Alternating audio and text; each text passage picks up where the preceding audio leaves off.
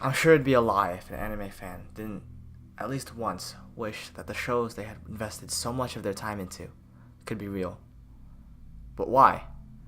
I'm sure anyone who takes half a look at the different worlds that anime has to offer would realize that on the lighter side of things are inconvenient, but could be outright dangerous. And taking the shows that are mostly normal, although don't mistake my words to suggest that anime is an accurate representation of life in Japan. What I mean is that you'd most likely find all the usual friends of modern life. Routine, brief annoyances, passing distractions, and inconsiderate people. So why would so many of us like to see these animated worlds become reality before our eyes? It's because we're not exactly looking at the world.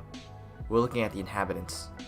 We want to pull these people out from the screen, to meet, talk to, learn from, take them out to dinner.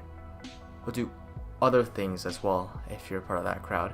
Of course, not every character is able to capture that interest, but the ones that do have a common trait. They feel human.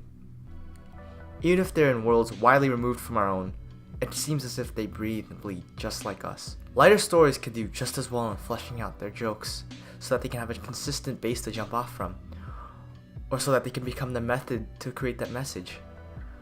Ultimately, a character that's relatable and believable is created with a consistency in his or her actions, or a clear sense of discomfort when they're forced to do something that's not them.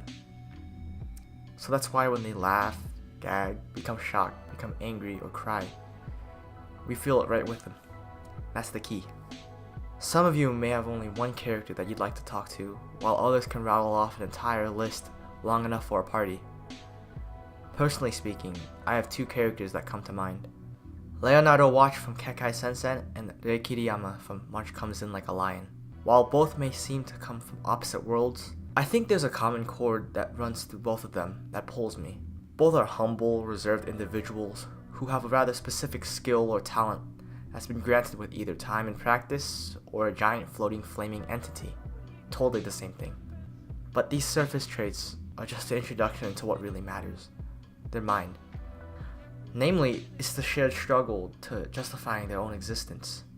In their respective worlds, their trait is valued to the point where it's character defining, and while everyone around them at the very least respects the potential power that they hold, it's the cost to their own suffering, more or less.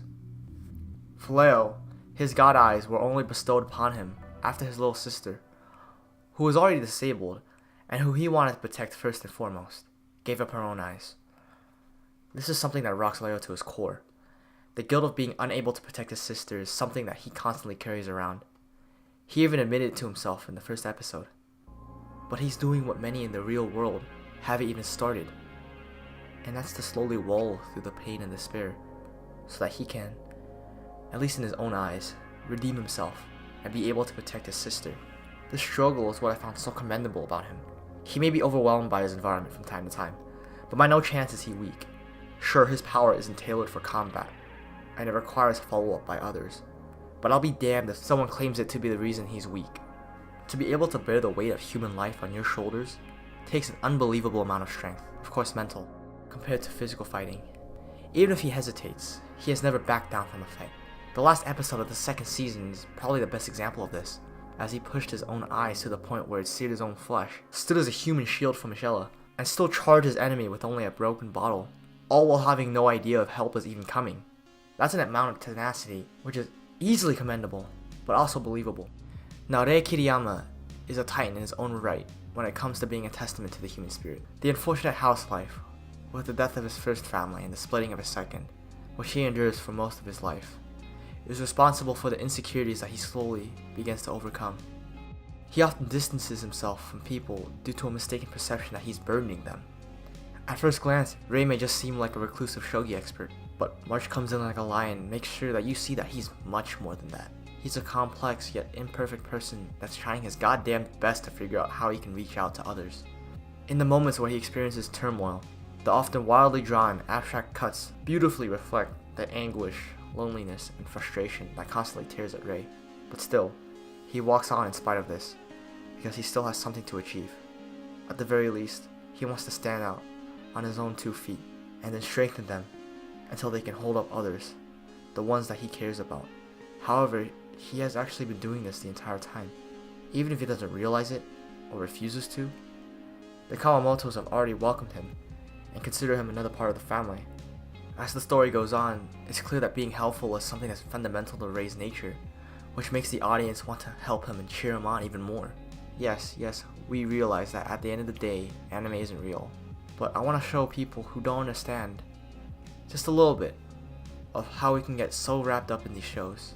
It's because it's inspiring to see characters in who we see parts of ourselves and parts that we wish to become play out their own lives on the screen. They may not be real, but they sure as hell feel like that.